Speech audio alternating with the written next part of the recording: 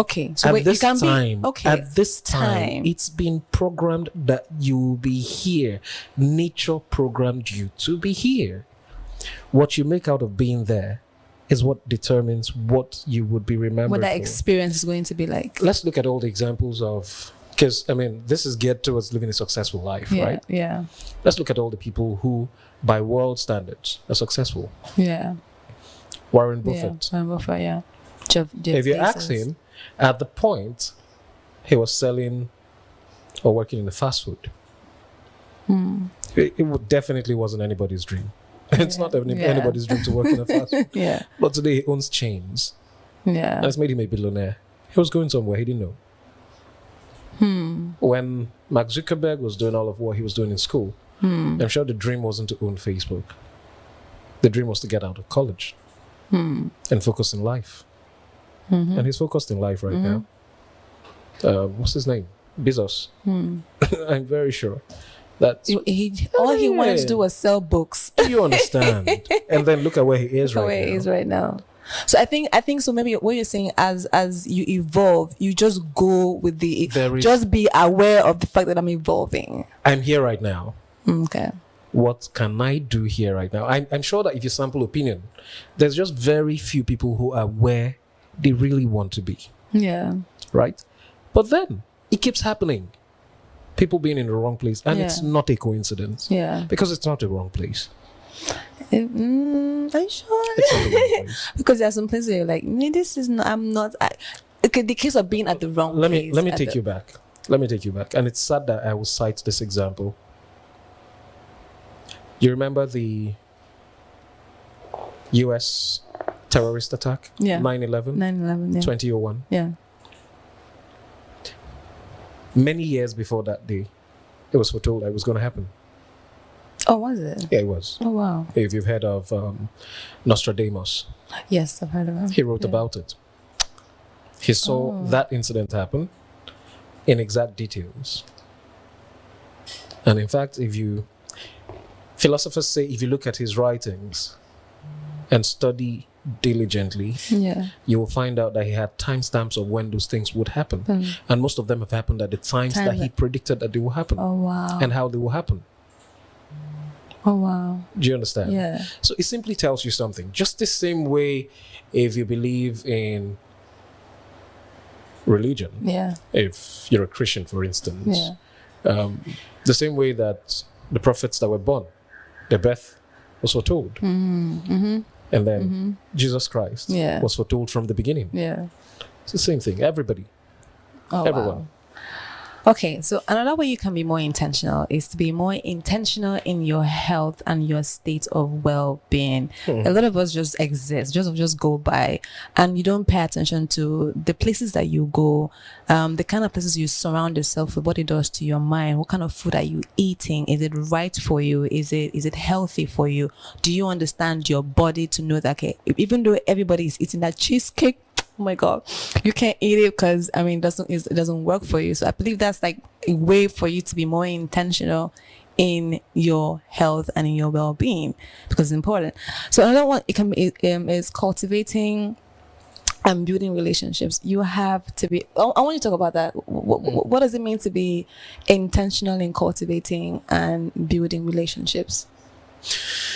Okay, it simply means that you understand that the outcome of your life is influenced by the relationships, the people that you meet through every stage of your life.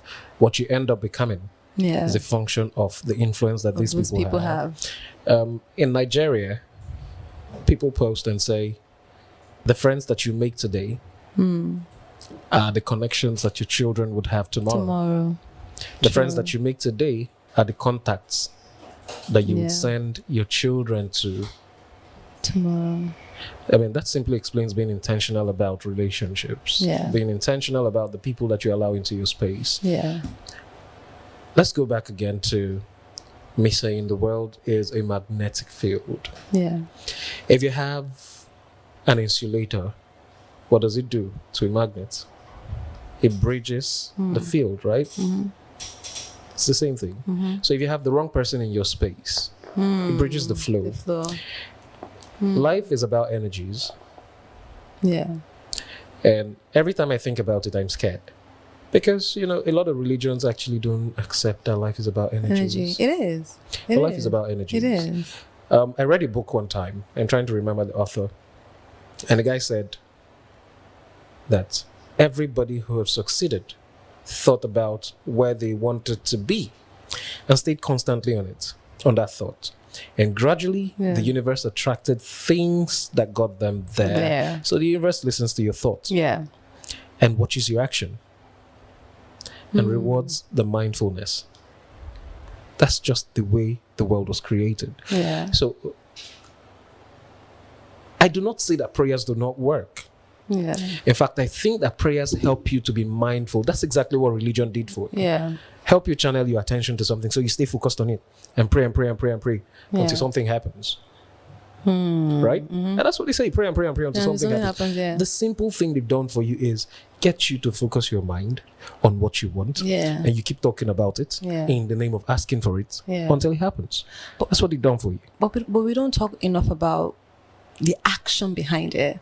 Because you can't wish, like, if I let me wish for something to happen for like 10 years. If I don't wake up in the morning and actually move, nothing is going to happen. But we don't preach that. So we go back to where I started. Yeah.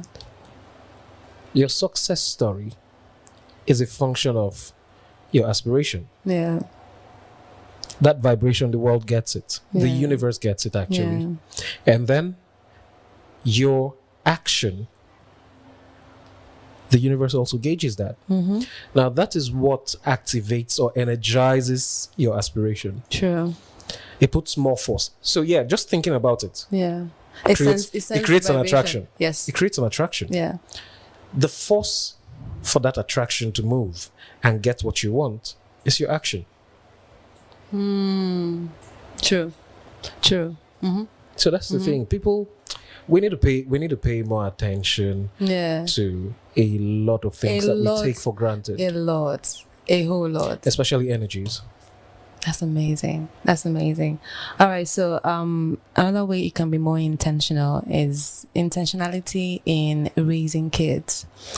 I mean, oh my gosh. In this part of the world, people don't do that. Oh my God. I mean, I recently I've been reading so many things in the news and just watching things happening on social media, and I'm scared for the next generation. I'm actually afraid of what is going to happen to our kids, because our parents are, I think we've had this conversation before. Our parents were more intentional in wanting to. They knew that this is what I want this child to represent. So if I need to panel bit it into you, I will do that. But I think now these days the way we raise kids, we just raise kids just because. I mean, with so much carelessness, with so much, I don't know, like the words fail me right now, but I believe that we need to be more intentional. I would imagine that exposure brings some level of mental alertness, right? But let's go back to our great grandfathers. They raised our grandparents, and they were particular about how they raised them, without so much of exposure. And even at that point, you would imagine that your great grandparents used to say to your grandparents, that your generation, I don't even know what you guys are doing into. Their generation said it to our parents. Our parents said it to us. And we're looking at our kids and we're saying, like, wow. So it's simple. The world is taking a spiral. If you're not more conscious about what feeds your kids, the pictures that they come across, what they engage with on social media, the music that they listen to, what they learn at school. Interestingly, school is supposed to be the place where morals are inculcated, right? But schools have become worse than that. And so you've got to pay attention to that. How many parents have time to attend parent-teacher association meetings? Or just look at their homework. How many schools still have open day? How many parents still take time to look at the work that their kids are doing and interact with their kids and watch their progress and find out who their friends are? And most times allow them tell you the things that you're interested in so that you know what to correct. True. I think we try to impose We're busy chasing money. and trying to impose. Life is hard. The economy is not getting any better. Not getting better. That's our excuse for failing the next generation. Because we abandon them and they find their way, and if not directed and structured, information is now, it's literally everywhere.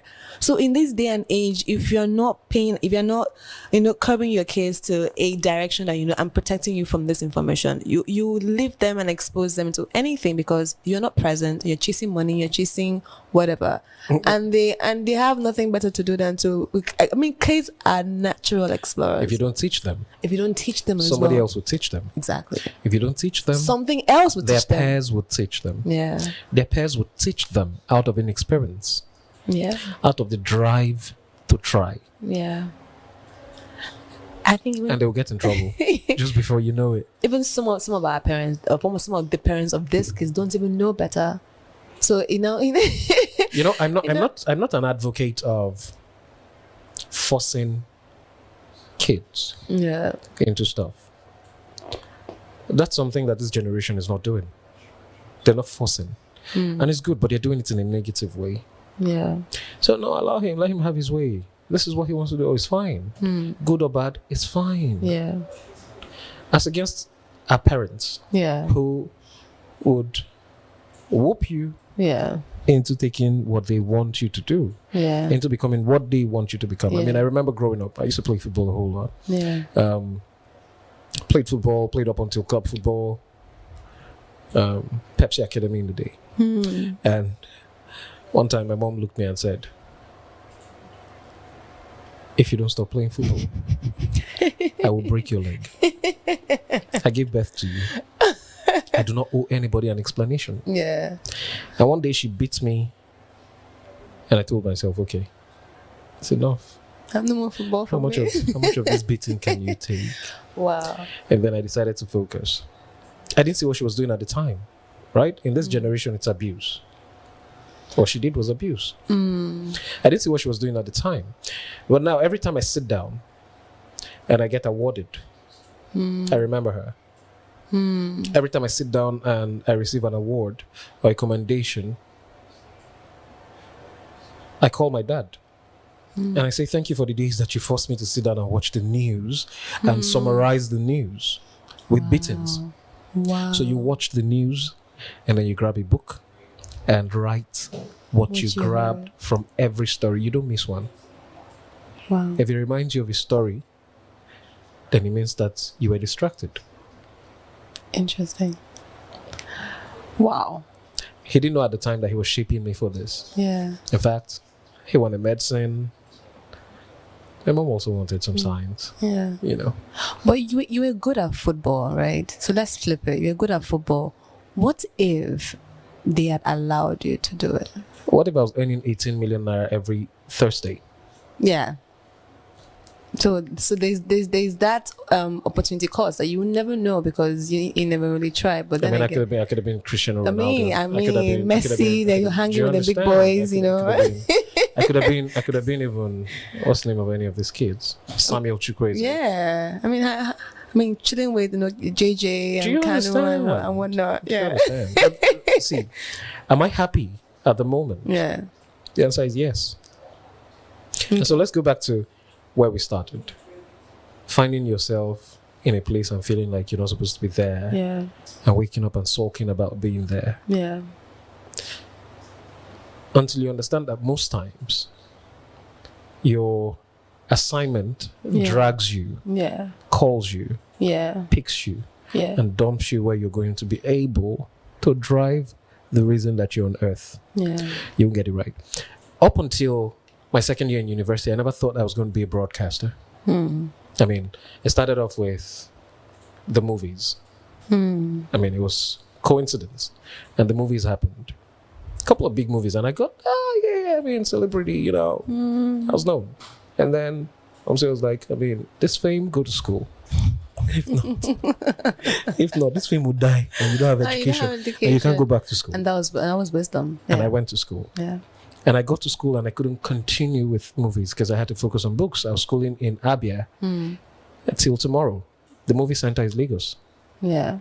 And it meant that I had to travel. And I was dependent on my parents for money. So it won't happen.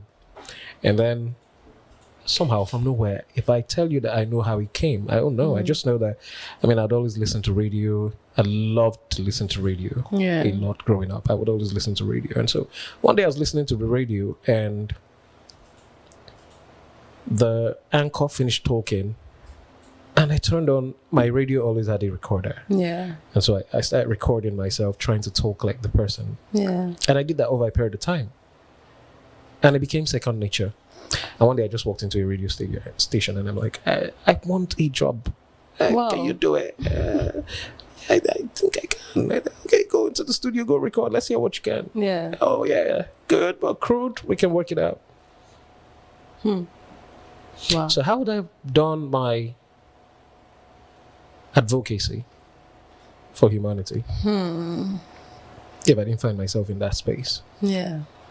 So it goes back to what you said about the universe. Like everything is pre-planned. It's pre-planned. So from when your mom was whooping your ass to stop playing football to, so wow, in fact, every time I have to run from a city for security reasons, she says, "It's time to stop this job." What were you saying? Who were you saying it to? Okay, so let me tell this story. There was an interview I did.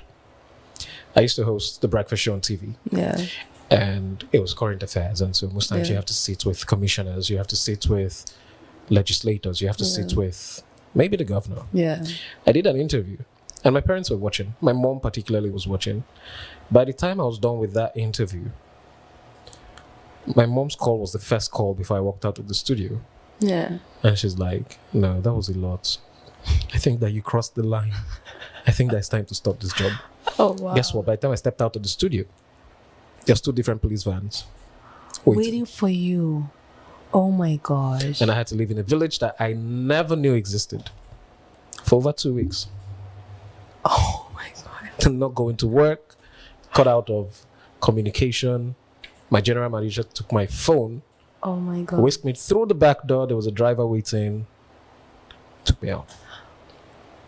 Looking back now, do you regret it? If I don't understand that it just might be the reason for which I was born, I'll be feeling bad. I might be regretting, because every time I sit down and I look at my CV and I look at the guys that studied industrial chemistry like myself, and what a few of them are doing in oil and gas, what a few of them are doing in manufacturing, what a few of them are doing in brewing and fermentation, and how much they make and what I could have been making. I'm not earning exactly what I should have been earning if I was working with that, but I'm not far from it. In a very short period of time. So you're working. But I feel a lot more fulfilled. Yeah, that's the question I was going to ask you. Do you feel like you're working in purpose? This is purposeful for you? I tell people I don't work. You have fun. I have fun. I typically will wake up and play music. I love to listen to music. So I'd wake up and play music. I play music now and I get paid for it. I will talk about, everything happening. Politics, football, entertainment, lifestyle, culture. And I get paid to talk about it. I typically would sit down at a beer parlor, a lounge, a bar, a club, and I will have these conversations free of charge. So are we saying that there's a radio station ownership in your future? Are we I'm projecting it on you. I'm going to say amen. If you see it, then it means it exists. People foresee, what will happen. So if you saw it, it's good. I like it. Oh wow. I think it's almost time for us to go, but a few more things. I believe that where you need to be more intentional, and you need to be more intentional with your spirit, your spiritual journey, where you want to be, because I believe like everything that manifests in the physical always starts in the spiritual. So you have to be more conscious of your spirit, of your soul, and the things that you're doing to feed your soul, because that's where everything stems from. If you're feeding your soul, what are you listening to? What kind of books are you reading? Who are you hanging around with? Is your soul right? Have you sold it for breadcrumbs and flex.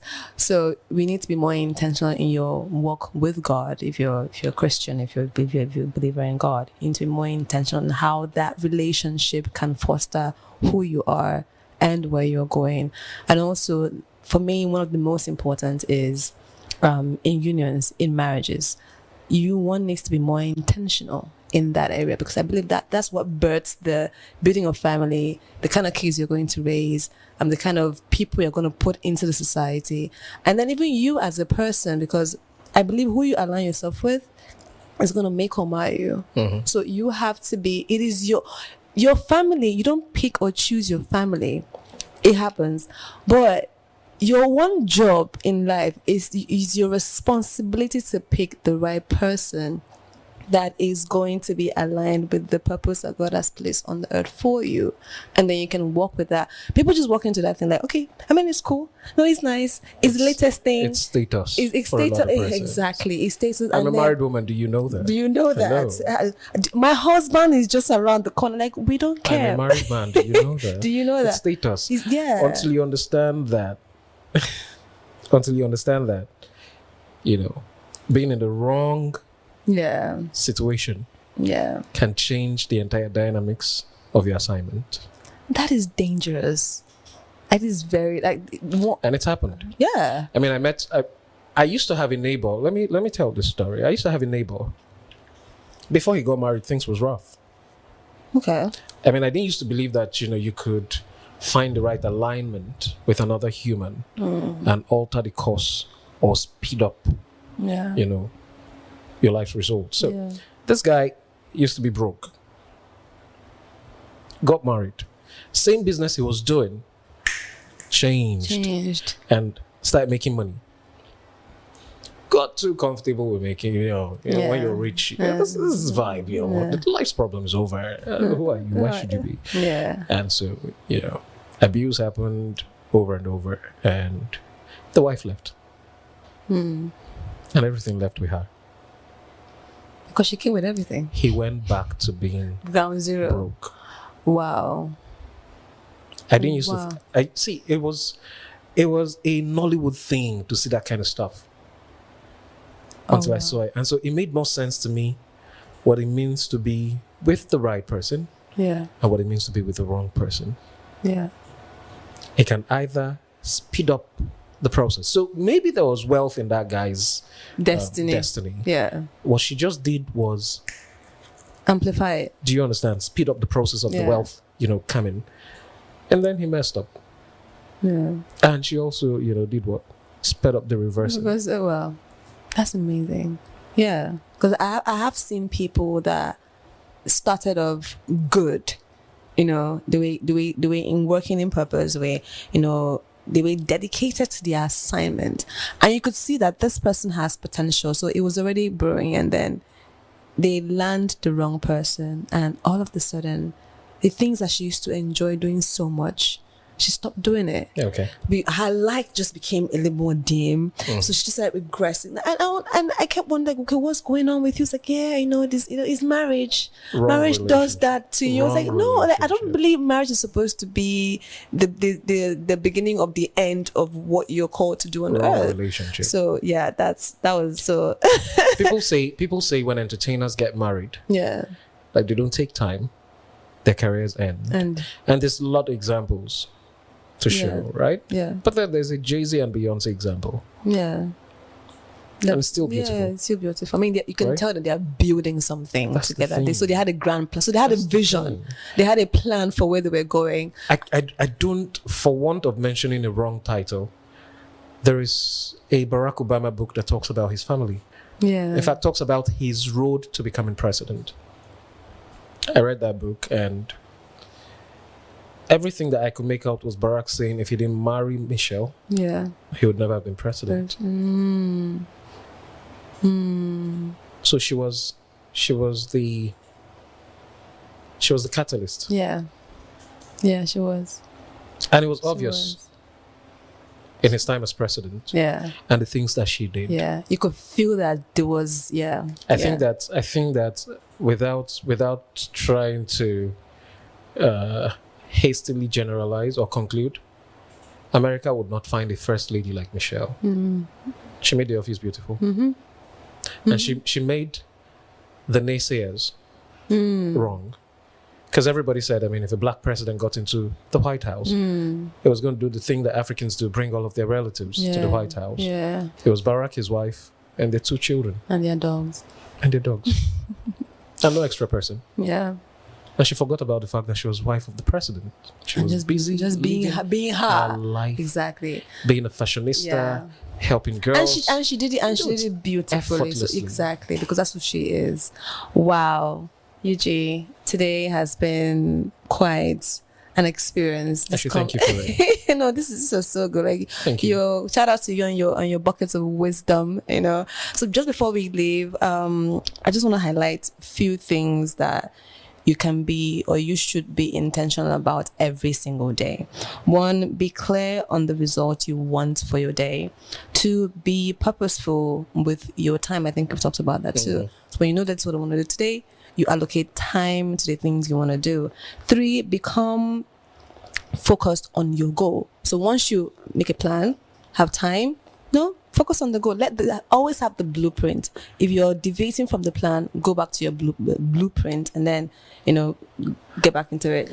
And then number 4, be deliberate with your day.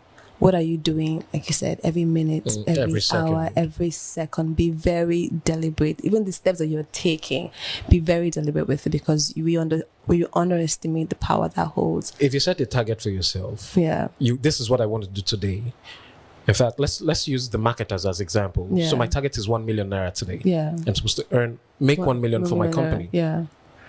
Divide 1 million by how many seconds you have in a day. Yeah. Tells you how much you should make every second. Single day. Yeah.